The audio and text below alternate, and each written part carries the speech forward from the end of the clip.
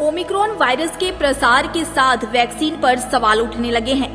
क्या इस वायरस पर वैक्सीन काम नहीं कर रही है? आखिर वैक्सीन की 2 डोज ले चुके लोग संक्रमित क्यों हो रहे हैं? इसकी क्या बड़ी वजह है? वैक्सीनेशन की प्रक्रिया के क्या लाभ हैं?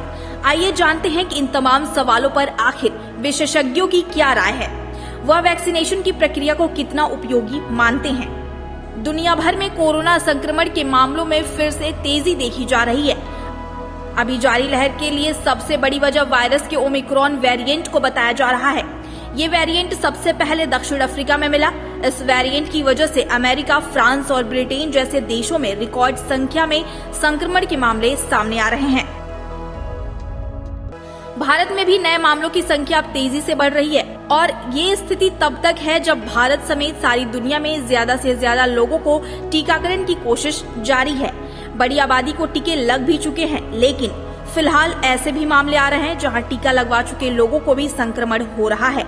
तो क्या अभी जो वैक्सीन है उनका ओमिक्रॉन पर असर नहीं होता? वैक्सीन के असर को लेकर छिड़ी बहस के बीच पिछले साल दिसंबर में भारत के स्वास्थ्य मंत्री मनसुख मंडाविया ने राज्यसभा में कहा था कि ऐसा कोई सबूत नहीं है जिससे यह साबित हो कि मौजूदा वैक्सीन ओमिक्रॉन वेरिएंट पर काम नहीं करती। ब्राजील के संक्रामक रोग विशेषज्ञ डॉक्टर रेनाटो कफोरी का कहना है कि कोरोना से बचाव की जो पहले दौर की वैक्सीन आई है उनका उद्देश्य फिलहाल बीमारी के गंभीर खतरों को कम करना है, यानी ऐसा न हो कि संक्रमण हुआ भी तो अस्पताल जाने की नौबत आ जाए या संक्रमण जानलेवा बन जाए।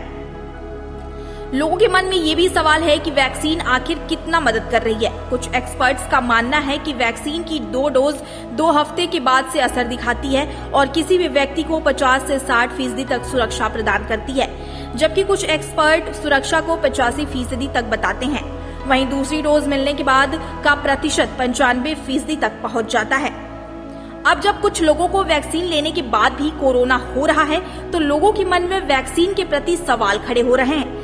लेकिन मेडिका सुपर स्पेशलिटी हॉस्पिटल के डॉक्टर अविरल राय की माने तो वैक्सीन लेने में कोई सोच विचार करने की जरूरत ही नहीं है। अगर आपका नंबर आ रहा है तो आप जरूर लें। वैक्सीन से आपका कुछ बुरा नहीं हो रहा है। उल्टा वैक्सीन लेने के बाद अगर आपको कोरोना भी होता है तो उससे लड़ने की ताकत मिलेगी और बीमारी का असर कम होगा। फ्लू को रोकने वाले टीके भी ऐसे ही काम करते हैं जिनका दशकों से इस्तेमाल हो रहा है।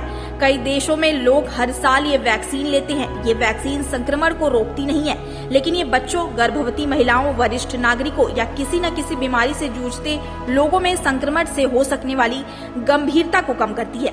यदि संक्रमित लोगों की स्थिति गंभीर नहीं होगी तो उन्हें अस्पताल में जाने की नौबत नहीं आएगी।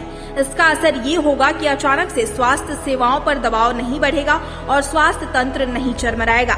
इससे अस्पतालों के वार्ड में ज्यादा बेड उपलब्ध रहेंगे, चिकित्सा कर्मियों को इलाज का पर्याप्त समय मिलेगा। इस खबर में फिलहाल इतना ही। तमाम अपडेट्स के लिए बने रहिए नेशन वन के साथ।